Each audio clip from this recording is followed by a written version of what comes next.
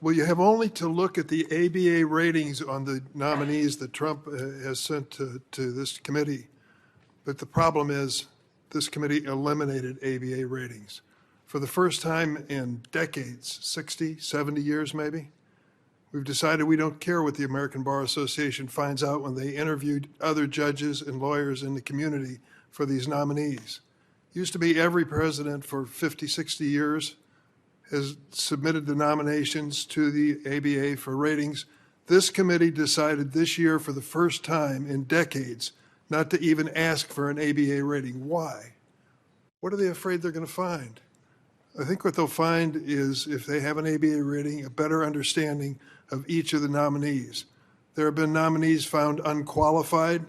I think the number was 7 or 8 in the first Trump presidency that were considered by this committee, and most of whom were approved. That's an indication that the community doesn't believe this person is up to the job, and yet they were pushed by the Trump administration. So to have any bragging or boasting about nominees, why did you eliminate the ABA rating, for goodness sakes? That's been there for a long time, and now you don't want Trump nominees to face that kind of scrutiny. That tells us a lot. Mr. Chairman, nearly 5 years ago, America was brought to the brink of a full-blown constitutional crisis.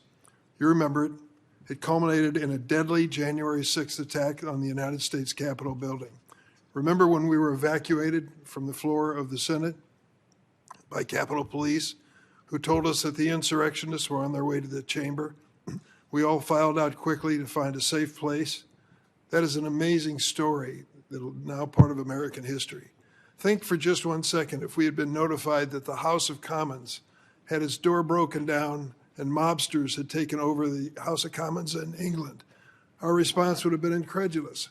A great country like Great Britain had its major institution that had been recognized for decades, if not centuries, invaded by a mob group that forced them to leave session and to file out as quickly as possible. How could that happen to a great nation like England? What is going on there? Who's in charge there? Well, we remember it well.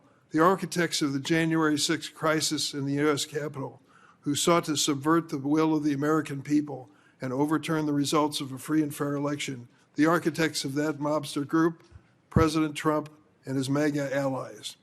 Across the country, state and federal judges dismissed the crazy lawsuits brought by the president's supporters, affirming that he had been the true winner in the last election. It just wasn't true. Joe Biden won the presidency.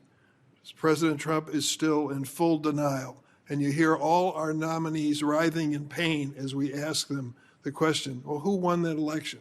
Well, I'm not supposed to say that Biden won the elections, so I'll just say he was sworn in as president, carefully tiptoeing through the facts of history because they're afraid that it might offend the President of the United States.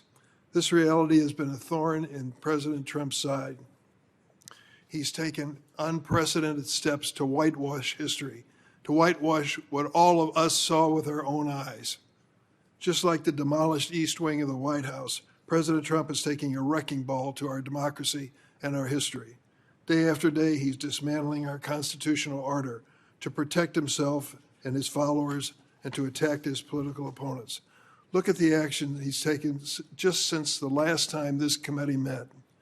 After President Trump's indefensible blanket pardon of more than 1,500 January 6 rioters, he is also pardoning this group, saying they're above the law for unrelated offenses. Let me tell you a story. Last week, he pardoned Dan Wilson. Name anything to you? Dan Wilson was a member of the Oath Keepers militia, a far right-wing group. Mr. Wilson pled guilty to conspiracy to impede and injure a law enforcement officer and was sentenced to 5 years in prison. He remained incarcerated due to felony conviction for illegally possessing firearms. But President Trump decided that Mr. Wilson should receive a pardon for this offense as well. The president also pardoned Suzanne K., sentenced to 18 months in prison after threatening to shoot FBI agents. Ms. K had posted a video online saying she would exercise, quote, my Second Amendment right to shoot your effing ass. if FBI agents interviewed her about participation in January 6th. So much for protecting law enforcement being tough on crime. Another Trump pardon.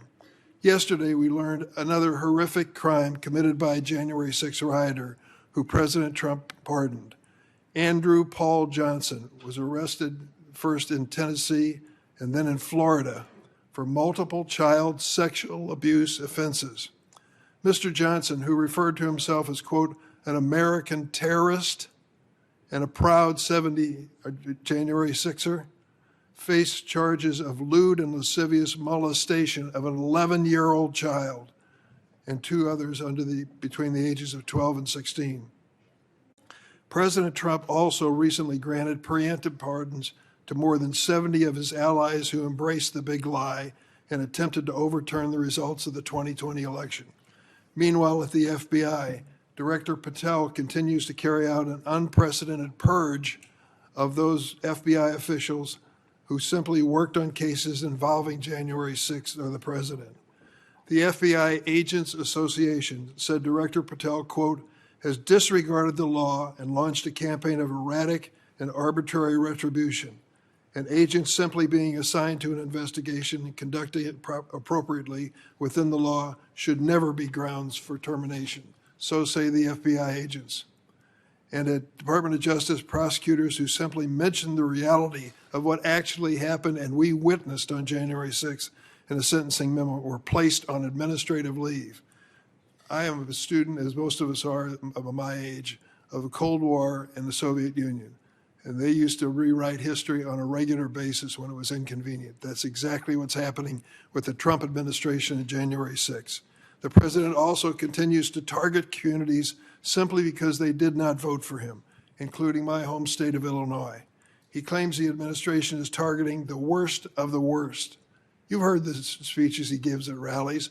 Rapists, murderers, terrorists, criminally insane, illegally coming in the United States. We're going to set out to find them and remove them. According to the administration's own data so far, I hope you're keeping score, of the more than 600 people arrested in Illinois under Operation Midway Blitz, 16 out of 600 have a criminal history that poses any risk to public safety. That's less than 3%. As the Trump administration tramples on the Constitution, I'm sorry my colleagues on the other side of the aisle remain silent.